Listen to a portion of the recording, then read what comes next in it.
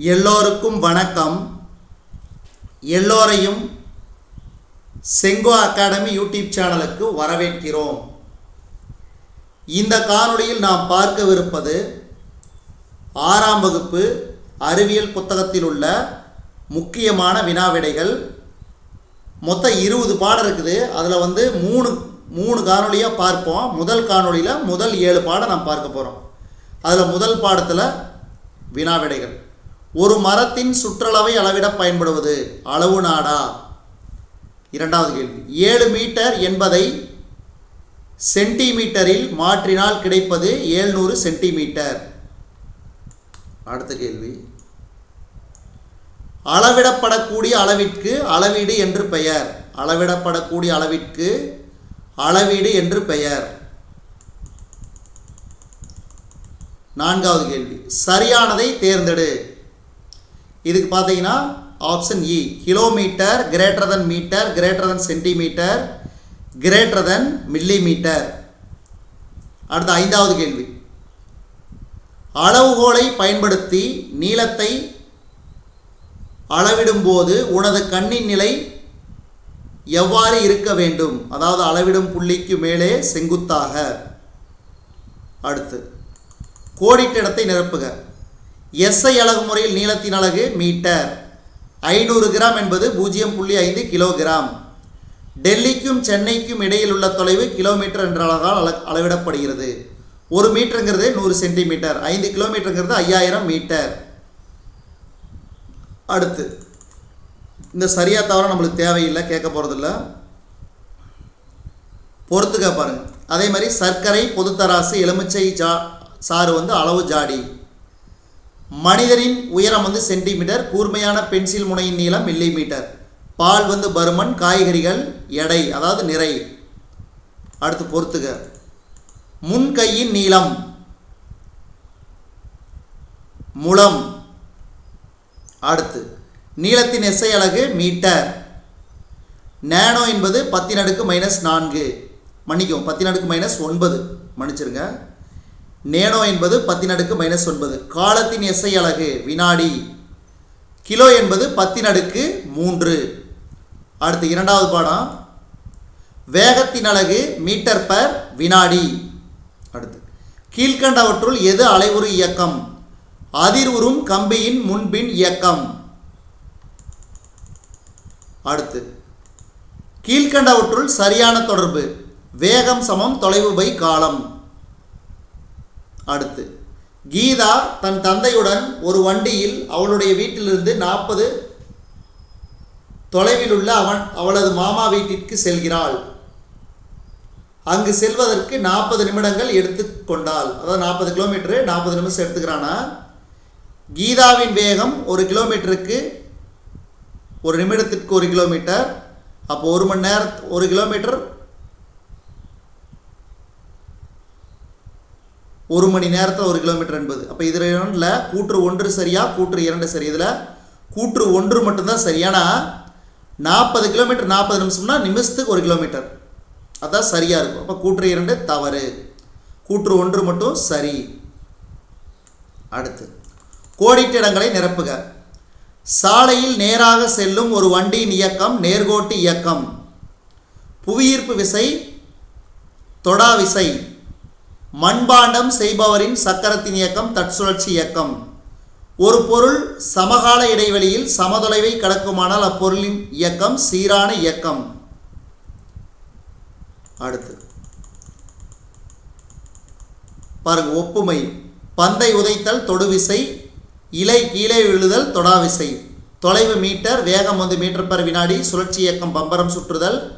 அலைவு இயக்கங்கிறது தனி ஊசல். இப்போ இதில் பொறுத்துக.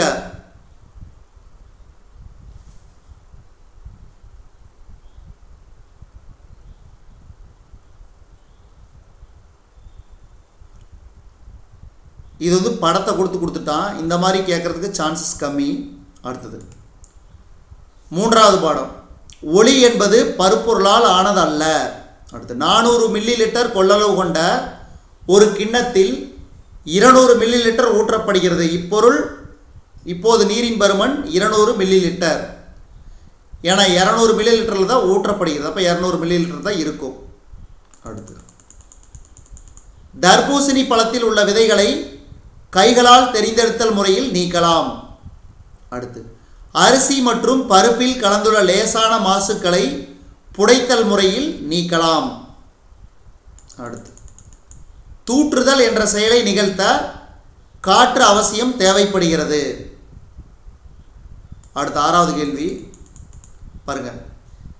திடப்பொருள் நீர்மம் வகையான கலவையினை வடிகட்டுதல் முறையினால் பிரித்தெடுக்கலாம். ஏன்னா வடிகட்டும் போது மேலே திடப்பொருள் தங்கிரும், நீர்மம் வந்து கீழே வந்துடும். அதுதான் திடப்பொருள் நீர்மம் வந்து வடிகட்டுதல் முறையினால் பிரித்தெடுக்கலாம். பின்வருவனற்றுள் எது கலவை அல்ல? நீர். அடுத்து கோடிட்ட இடங்களை நிரப்புக. பருப்பொருள் வந்து அணுக்களால் ஆனது. திண்மத்தில் துகள்களுக்கு இடையே உள்ள இடைவெளி நீர்மத்தை விட குறைவு. நெற்பயிரிலிருந்து நெல்லை கதிரடித்தல் முறையில் பிரித்தெடுக்கலாம். உப்புமாவிலிருந்து கைகளால் தெரிந்தெடுத்தல் முறையில் மிளகாயினை நீக்கலாம். நீரிலிருந்து களிமண் துகள்களை நீக்க வடிகட்டுதல் முறையில் நீக்கலாம். குழாய் கிணறுகளிலிருந்து பெறப்படும் நீர் பொதுவாக தூய்மையற்ற நீராக அமையும். ஊசி, பென்சில் மற்றும் ரப்பர் வளையம் இவற்றுள் ஊசி காந்தத்தால் கவரப்படும்.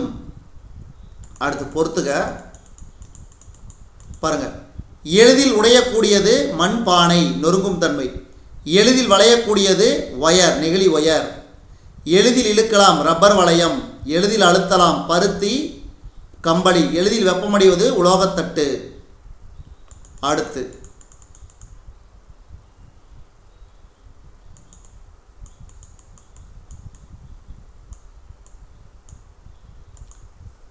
கண்களால் பார்க்கக்கூடிய தேவையற்ற பகுதி பொருள்களை நீக்குதல். அரிசி, கல், இது வந்து கைகளால் தேர்வு செய்தல். அடுத்து லேசான மற்றும் கனமான பகுதி பொருட்களை பிரித்தல். உமி மற்றும் நெல் தூற்றுதல் முறையில். கரையாத மாசு பொருட்களை நீக்குதல். சுண்ணாம்பு கட்டி நீருடன் கலந்திருந்தால் தெளிய வைத்து இருத்தல். காந்தத்தன்மை கொண்ட பகுதி பொருள்களை காந்தத்தன்மையற்ற பகுதி பொருள்களிலிருந்து பிரித்தல். இரும்பு சார்ந்த மாசுக்கள், காந்த பிரிப்பு முறை.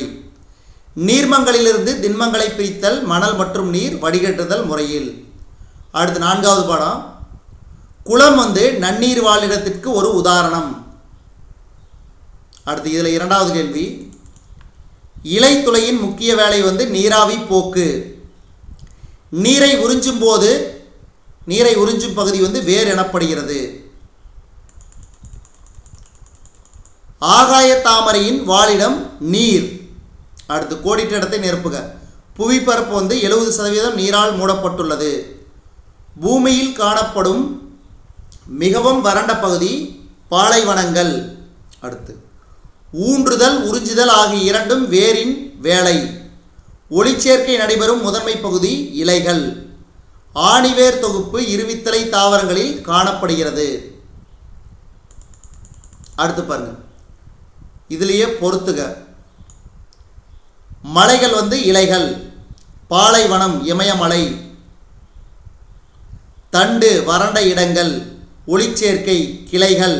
சல்லிவேர் தொகுப்பு ஒருவித்தலை தாவரங்கள். அடுத்து 5வது பாடம். இதிலேயே உயிருள்ள பொருள்கள் அல்லது உயிரினங்களை பற்றி படிப்பது உயிரியல்.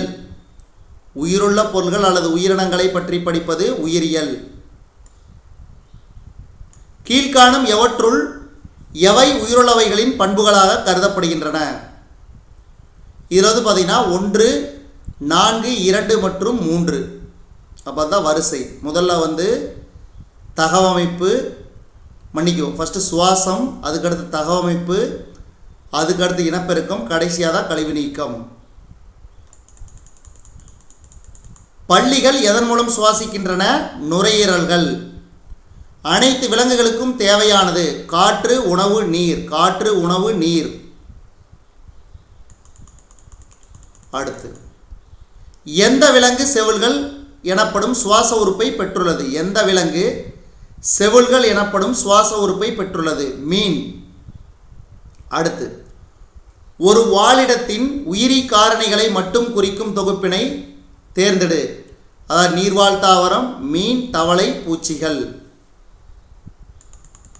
அடுத்து 7வது கேள்வி, கீழ்கண்டவற்றுள் எதை வாழிடமாக கூற முடியாது? மேயும் கால்நடைகளுடன் கூடிய பண்படுத்தப்பட்ட நிலம். அடுத்து 8வது கேள்வி, பறவைகள் காற்றில் பறப்பதற்கு உதவி செய்வது உள்ளீடற்ற மற்றும் லேசான எலும்புகள். உள்ளீடற்ற மற்றும் லேசான எலும்புகள்.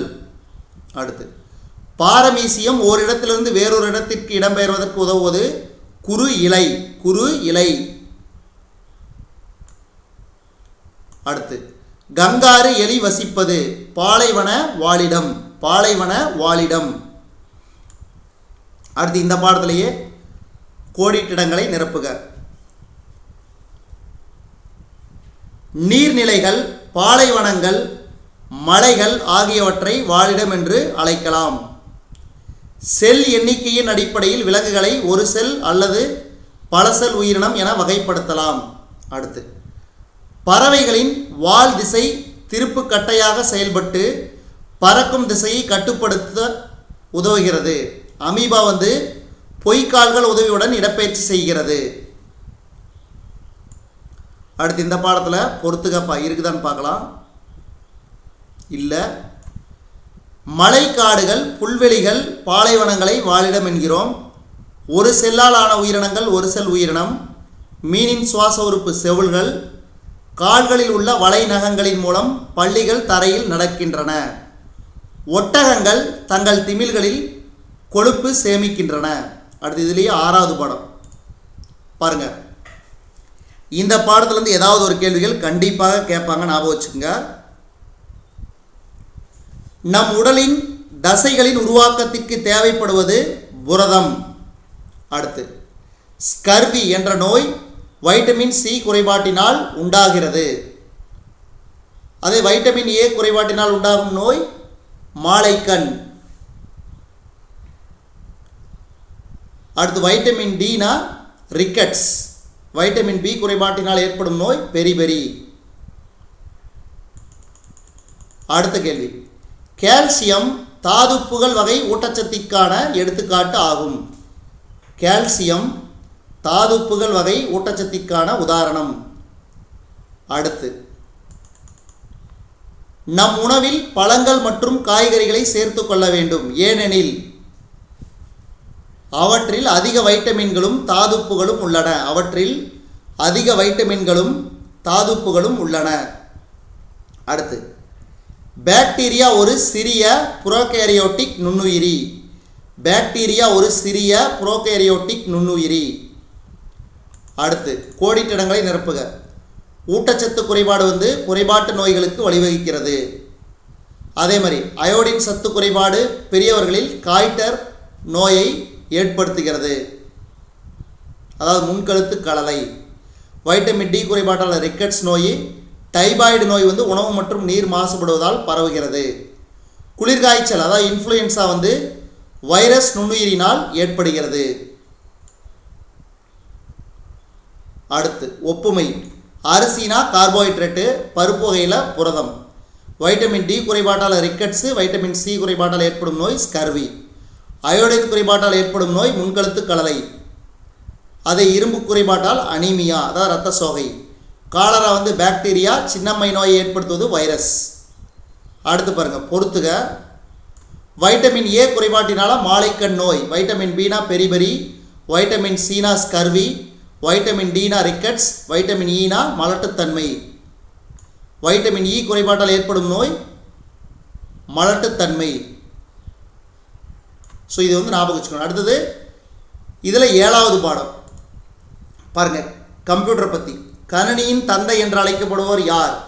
Charles Babbage. Charles Babbage. அடுத்து, கீழ்காண்பவற்றுள் கணினியின் மறுவடிவம் கைபேசி. தொலைபேசி தான் கணினியின் மறுவடிவம். அடுத்து, முதல் கணினி அறிமுகம் செய்யப்பட்ட ஆண்டு 1946. 1946. கணினியின் முதல் நிரலர் அகஸ்டா அடா லவ்லேஸ். அகஸ்டா அடா லவ்லேஸ். அடுத்து, பொருத்தமில்லாதது மின் அட்டை. மின் அட்டை. மீதியெல்லாம் கம்ப்யூட்டரோட தொடர்புடைய டேர்ம்ஸ். அடுத்து கோடிட்ட இடத்தை நிரப்புக. தரவு என்பது முறைப்படுத்த வேண்டிய விவரங்கள் ஆகும். அடுத்து உலகின் முதல் பொது பயன்பாட்டு கணினி மின்னணு எண் ஒருங்கிணைப்பு மற்றும் கணினி. அடுத்து தகவல் என்பது தேவைக்கேற்ப முறைப்படுத்தப்பட்ட விவரங்கள் ஆகும். 5ஆம் தலைமுறை கணினி செயற்கை நுண்ணறிவு கொண்டது, அதாவது ஆர்டிஃபிஷியல் இன்டெலிஜென்ஸ் AI. குறியீட்டு எண்களை பயன்படுத்தி கணக்கிடும் கருவி அனலாக் கம்ப்யூட்டர். பாருங்க, பொறுத்துக. முதல் தலைமுறை வெற்றிட குழாய்கள், 2ஆம் தலைமுறை மின்மய பெருக்கி, 3ஆம் தலைமுறை ஒருங்கிணைந்த சுற்று, 4ஆம் தலைமுறை நுண் செயலி, 5ஆம் தலைமுறை செயற்கை நுண்ணறிவு. இதுவரைக்கும் நம்ம இந்த காணொளி வாயிலாக பார்த்தது 6ஆம் வகுப்பு அறிவியல் புத்தகத்தில் முதல் 7 பாடத்திற்கான வினாவிடைகள் பார்த்தோம். இந்த காணொளி உங்களுக்கு பிடிச்சிருந்துச்சுன்னா லைக் பண்ணுங்க, கமெண்ட் பண்ணுங்க. மறக்காம இந்த காணொளியை உங்கள் நண்பர்களுக்கும் மற்றவர்களுக்கும் ஷேர் பண்ணுங்க. நன்றி, வணக்கம்.